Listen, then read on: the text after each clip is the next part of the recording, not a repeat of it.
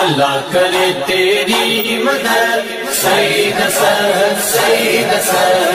نحمده ونصلي ونسلم على رسوله الكريم وعلى آله وأصحابه أجمعين أما بعد فأعوذ بالله من الشيطان الرجيم بسم الله الرحمن الرحيم جعلناكم شعوبا وقبائل لتعارفوا إن أكرمكم عند الله أتقاكم صدق اللہ مولانا العظیم۔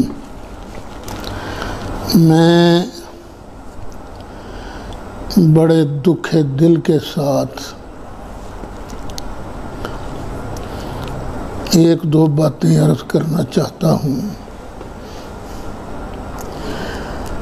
کہ آج کل اہل سنت پر خدائی عذاب کا کوڑا برس رہا ہے۔ ہم اہل سنت و جماعت کو کوئی ہوش نہیں کہ ہم کدھر جا رہے ہیں۔ تعلقات بنانا تو درکنار، تعلقات توڑنے کے درپے ہیں جو کہ سراسر دین کے خلاف ہے۔ حالانکہ قرآن حکیم تو یہ کہتا ہے کہ اگر کوئی تجھ پر زیادتی بھی کرے تو تو مہربانی کر، وہ تیرا پھر گہرا دوست بن جائے گا۔ لیکن سمجھ نہیں آتی ہم اہل سنت کے اندر یہ تکبر،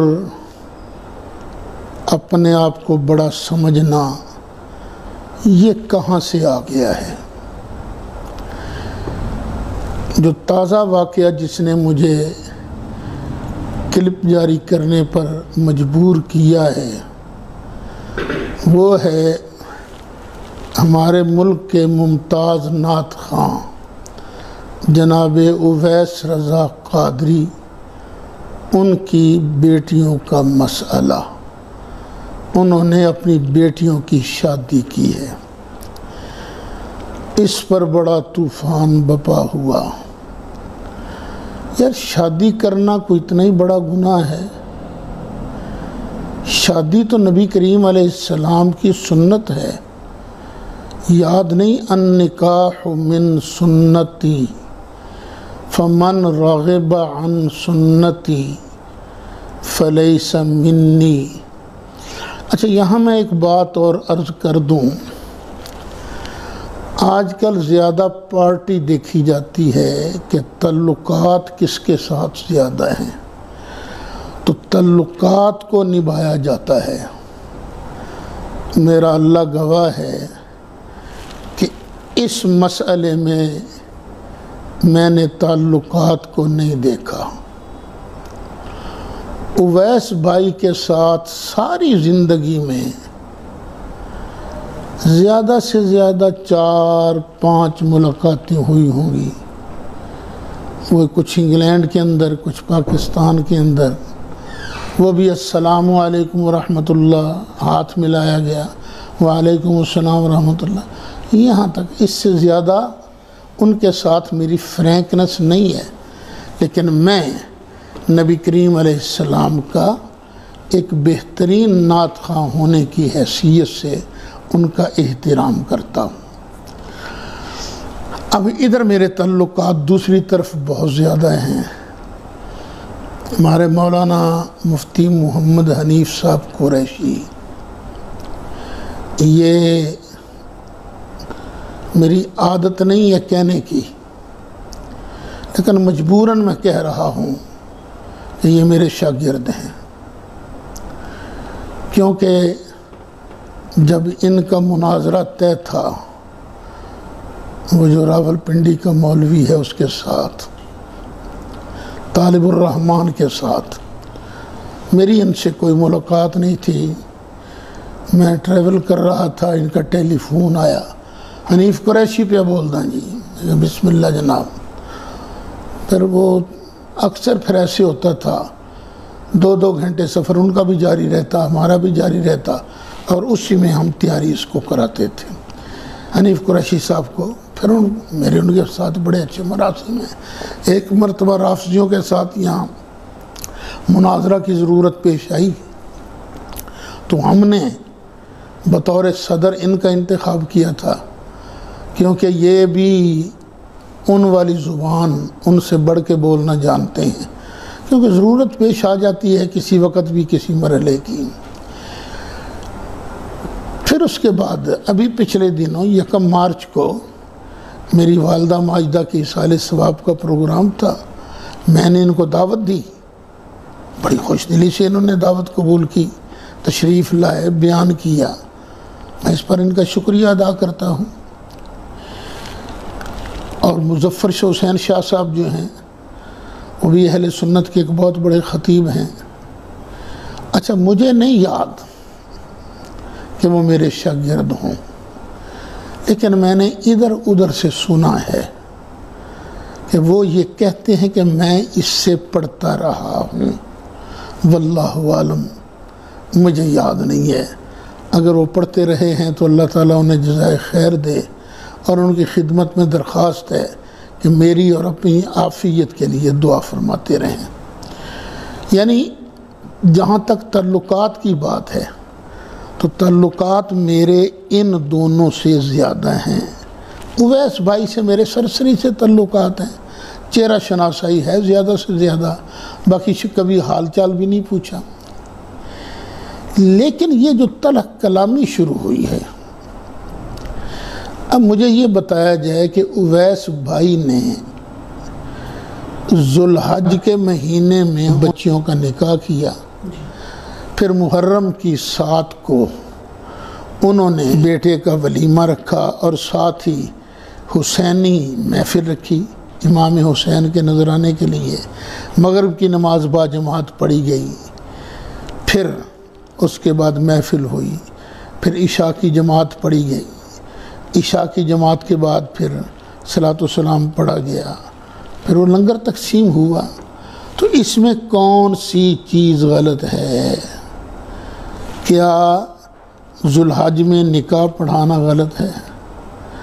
اگر ذوالحج میں نکاح پڑھانا غلط ہے تو وہ حضرات جو واقعہ کربلا کے چشمدید گواہ ہیں، وہ 10ویں محرم کو حضرت امام قاسم اور حضرت سکینہ کا نکاح نہیں پڑھا دیتے، جو کہ سراسر غلط لگتا ہے۔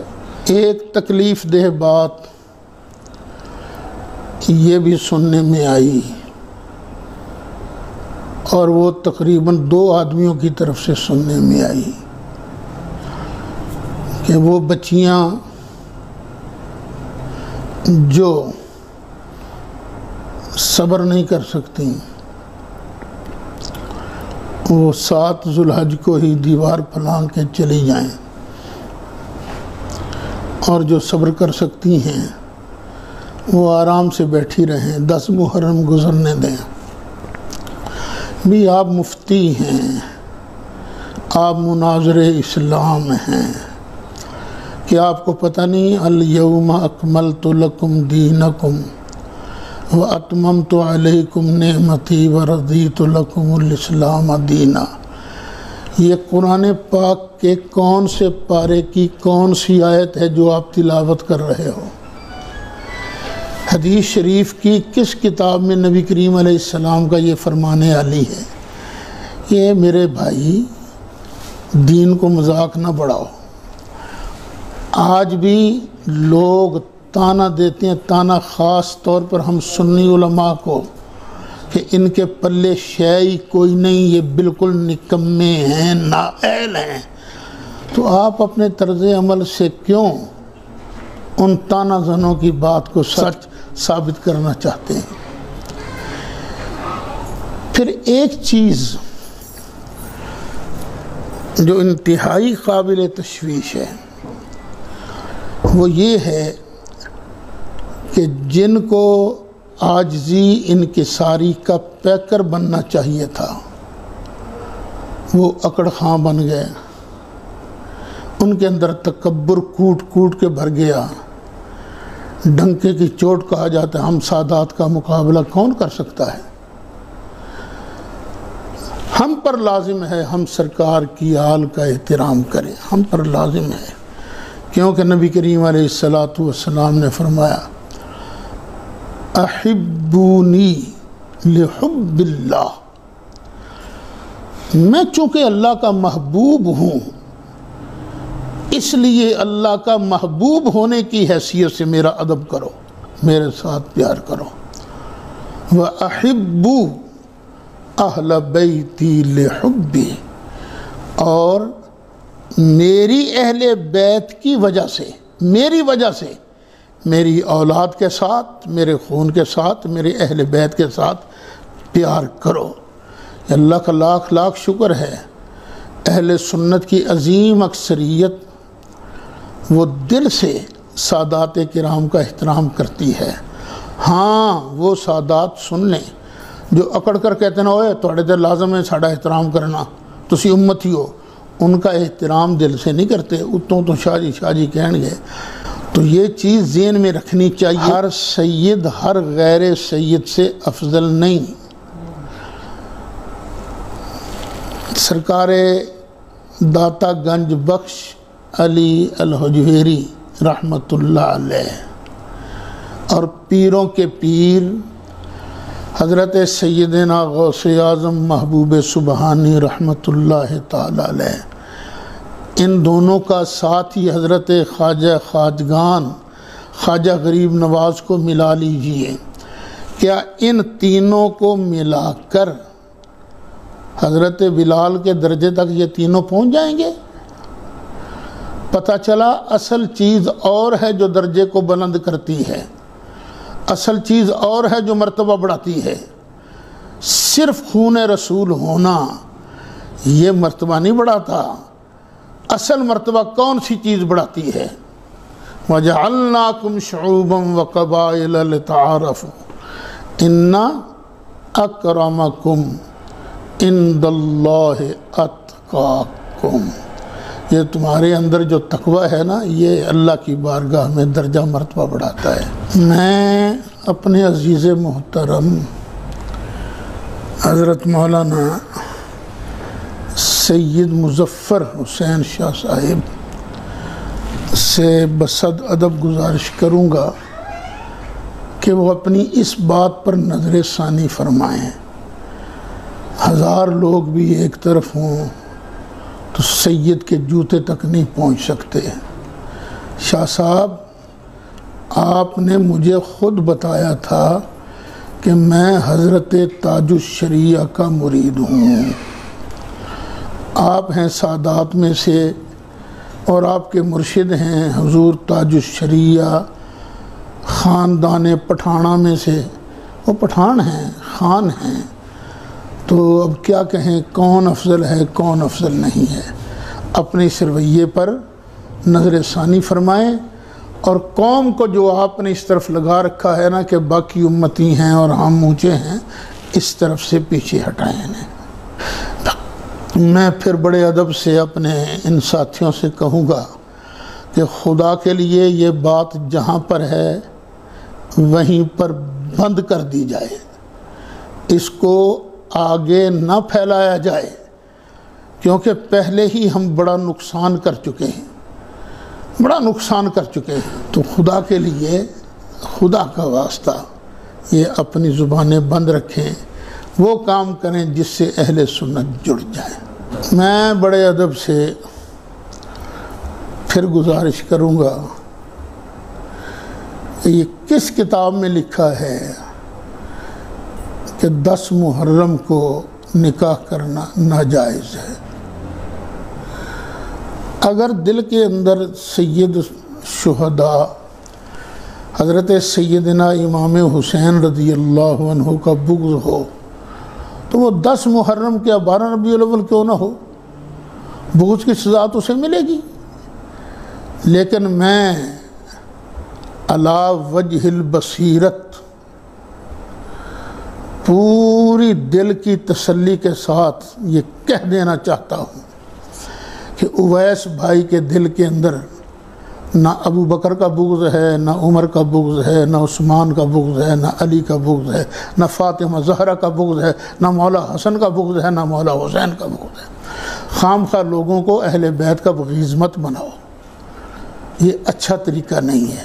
یہ سارے اہل بیت سے محبت کرنے والے ہیں۔ دیکھیے، سنی کی پہچان ہی یہ ہے کہ وہ اصحاب کی بھی غلامی کرتا ہے، اہل بیت کی بھی غلامی کرتا ہے، اور جو کسی ایک کے ساتھ بغض رکھتا ہے وہ سنی نہیں ہے۔ اور اپنے اندر تلاش کر لیجئے کہ صحابہ اور اہل بیت میں سے کون کس کے ساتھ بغض رکھتا ہے۔ اگر کوئی بغض رکھنے والا مل جائے تو قطعاً سنی نہیں ہے، وہ سنیوں کے اندر ناسبی یا رافضی بن کے گھسا ہوا ہے۔